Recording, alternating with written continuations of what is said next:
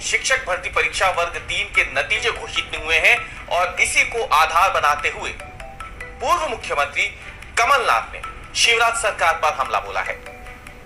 पूर्व मुख्यमंत्री और वर्तमान में कांग्रेस के प्रदेश अध्यक्ष कमलनाथ ने ट्वीट करते हुए मध्य प्रदेश सरकार को घेरा है और उन्होंने कहा है कि इसके जरिए यानी जो पीबी परीक्षा लेता है, जिसका पुराना नाम व्यापम हुआ करता था, उसकी भर्ती परीक्षा वर्ग 3 में फर्जीवाड़े की जांच के नाम पर समय खराब किया जा रहा है।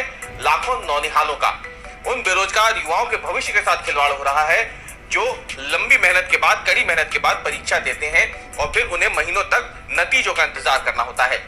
कमलनाथ ने लिखा है कि जांच पूरी होने की खबरें पहले आई, फिर भी उस पर सरकार अब तक कोई फैसला नहीं ले पाई है। आखिर इसके पीछे वजह क्या है? आगे कमलनाथ ने लिखा है कि क्या भाजपा सरकार नगरीय निकाय चुनाव और पंचायत चुनावों में लाभ लेने के लिए युवाओं को गुमराह रखना चाहती है या भर्ती में हुए घोटालों को दबा छुपा रही है? क्या संगठित तरीके से इस घोटाले को अंजाम नहीं दिया गया और क्या अब संगठित तरीके से दबाया जा रहा है?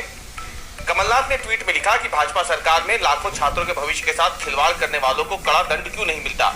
क्या पहले की भांति लीपापोती ही होगी और इस सरकार की परंपरा अनुसार अगले घोटाले का इंतजार होगा? प्रदेश के लाखों युवक युवतियों का क्या दोष है जो अपने सुनहरे भविष्य के सपने को लिए शिक्षक भर्ती की परीक्षा में बैठे थे? उन्हें न्याय कब मिलेगा? कभी मिलेगा या नहीं?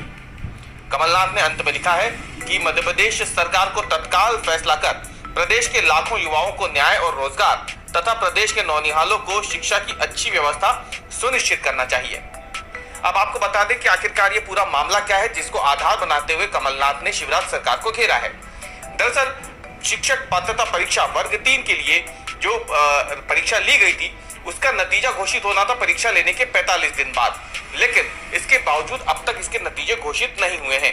25 मार्च को वर्ग 3 भर्ती पात्रता परीक्षा का आखिरी पेपर था, लेकिन इसी का स्क्रीनशॉट सोशल मीडिया पर वायरल हो गया था, जिसके बाद बाकायदा जो प्रोफेशनल एग्जामिनेशन बोर्ड है उसने एक जांच बैठाई थी और इसको मैपिट के जरिए जांच करवाने की बात कही गई थी। रिपोर्ट जो आई है, अब तक की बातचीत जो हमारी हुई है उसके मुताबिक परीक्षा पत्र जो स्क्रीनशॉट वायरल हुआ था वो सेंटर से बाहर का था, लेकिन सवाल ये है कि जो स्क्रीनशॉट वायरल हुआ था क्या वो प्रश्न पत्र असली था या नकली, ये रिपोर्ट के बाद जब जांच होगी तब साफ होगा। लेकिन इन सब के बीच में अब तक रिजल्ट अटका हुआ है और रिजल्ट जारी नहीं हुआ है और ना ही इस परीक्षा पे कोई फैसला हुआ है।